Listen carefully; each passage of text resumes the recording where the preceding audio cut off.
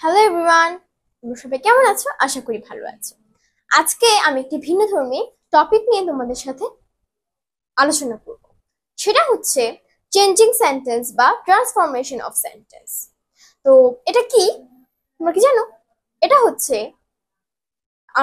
যে সেন্টেন্স মূলত 5 প্রকার আমরা জানি: অ্যাসার্টিভ, ইন্টারোগেটিভ, অবজেক্টিভ, ইম্পারেটিভ এবং এক্সক্লেমেটরি। এবং গঠন ভেদে আরো 3 প্রকার আছে এবং ডিগ্রি আছে আরো 3টা। তো আজকে আমি আলোচনা করব শুধু অ্যাসার্টিভ সেন্টেন্স নিয়ে। তো এই অ্যাসার্টিভ সেন্টেন্স আমরা জানি 2 প্রকার: অ্যাফার্মেটিভ এবং নেগেটিভ। তো অ্যাফার্মেটিভ থেকে কিভাবে নেগেটিভে পরিবর্তন করতে হয় তো সেটাই আমি তোমাদেরকে আজকে তুলে ধরবো। অ্যাফার্মেটিভ মানে হচ্ছে হ্যাঁবোধক বাক্য এবং নেগেটিভ সেন্টেন্স মানে হচ্ছে না বোধক বাক্য। আমি এই অ্যাফার্মেটিভ থেকে নেগেটিভের রূপান্তর এখানে শুধু একটি রুলস নিয়ে তোমাদের সাথে আলোচনা করব। তো চলো 2টা উদাহরণের মাধ্যমে আমি তোমাদেরকে বোঝানোর চেষ্টা করছি, যেহেতু আমি প্রাইমারি স্টেজে থেকে শুরু করছি। দেখো, আমি এখানে একটি উদাহরণ দিয়েছি। Saiful is a hard working person. Saiful একজন পরিশ্রমী ব্যক্তি। এখন এটাকে আমরা কিভাবে নেগেটিভে পরিবর্তন করব? আমরা প্রথমে রুলসটা জেনে নিই। রুলসটা হচ্ছে অক্সিলারি ভার্ব যেমন কি am, is, are, was, are, has, had, have,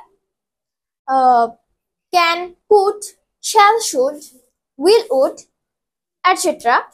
তো অক্সিলারি মানে এগুলো থাকলে অক্সিলারি ভার্বের পরে নট বসবে এবং যে পরবর্তীতে অ্যাডজেক্টিভ বা অ্যাডভার্ব থাকবে এটির অপোজিট ওয়ার্ড, অ্যান্টোনিম ওয়ার্ড বা বিপরীত শব্দ বসবে, তোমরা যেটাই বলো। তো চলো এখন আমরা এটাকে পরিবর্তন করব। তাহলে এখানে কি আছে? Saiful is a hard working person. আমি বলেছি অক্সিলারি ভার্বের পরে নট বসবে। তাহলে এখানে অক্সিলারি ভার্ব কোনটা? ইজ হচ্ছে এখানে অক্সিলারি ভার্ব। তাহলে নট বসাতে হবে পরবর্তীতে। তাহলে হবে সাইফুল ইজ, আমরা এখানে ইজ নট বসাতে পারি, ইজন্ট। ওকে, ইজন্ট আ। এবারে কি হচ্ছে এখানে? Hard working. আমি বলেছি অ্যাডজেক্টিভ বা অ্যাডভার্ব থাকলে এটার বিপরীত শব্দ বা অ্যান্টোনিম ওয়ার্ড বসবে। তাহলে হার্ড ওয়ার্কিং এর অ্যান্টোনিম ওয়ার্ড কি?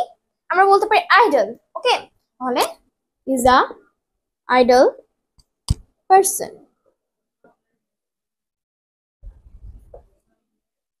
তাহলে কি লিখেছে? Saiful isn't a idol person.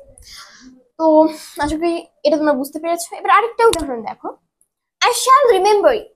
আমি তোমাকে মনে রাখবো। এটাকে আমরা কিভাবে নেগেটিভ করব? আই শ্যাল, তাহলে শ্যাল হচ্ছে অক্সিলারি ভার্ব, এটার পরে নট বসবে। তো রিমেম্বার ইউ, রিমেম্বার অর্থ মনে করা। তো রিমেম্বারের বিপরীত তাহলে কি হবে? ফরগেট। তাহলে আই শ্যাল নট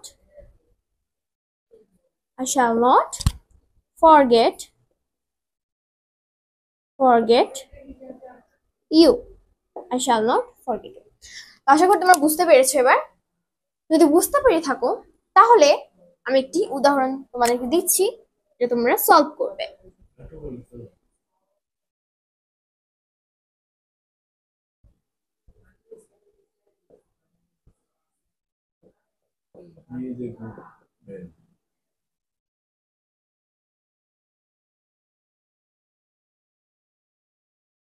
এটাকে এখন তোমরা নেগেটিভে পরিবর্তন করবে।